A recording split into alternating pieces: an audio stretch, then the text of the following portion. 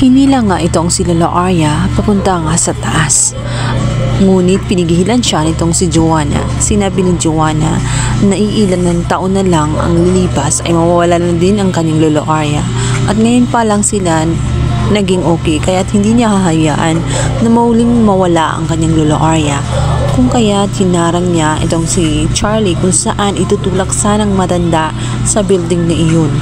Kung kaya't sa pagtulak na nitong si Joanna ay hindi niya sinasadya na mapalakas ang kanyang pagtulak na siyang maging dahilan. Na-outbalance nga itong si Charlie at muntik na siyang malaglag. Dalawang kamay na lang ang nakahawak sa mga padere at ilang saglit na ay mahuhulog siya.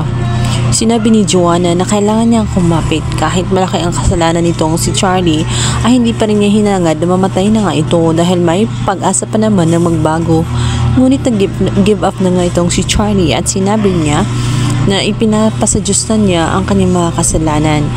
At sinabi niya na wala lang sa isay ang lahat sapagkat isa siyang masamang ama at ayaw niya na mananatili kay Francis. Inahabilin na lamang niya kay Joanna na mahal niya ang kanyang anak na si Francis. Sinubukan niya ni Francis na iligtas ang kanyang ama.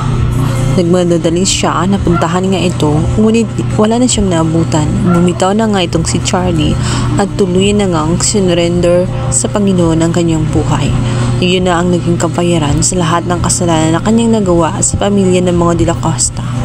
Ayaw na niyang mabubuhay sa kahihiyan. Mas gustuhin na lamang niyang mamatay kaysa mabulok siya sa kulungan. Wala na magawa nga itong si Francis kundi ang pagtangis na lamang. Naiiyak siya. Nanghihinayang siya sa buhay ng kanyang ama. Kung hindi sana bumitaw ito ay maaaring magbago pa siya.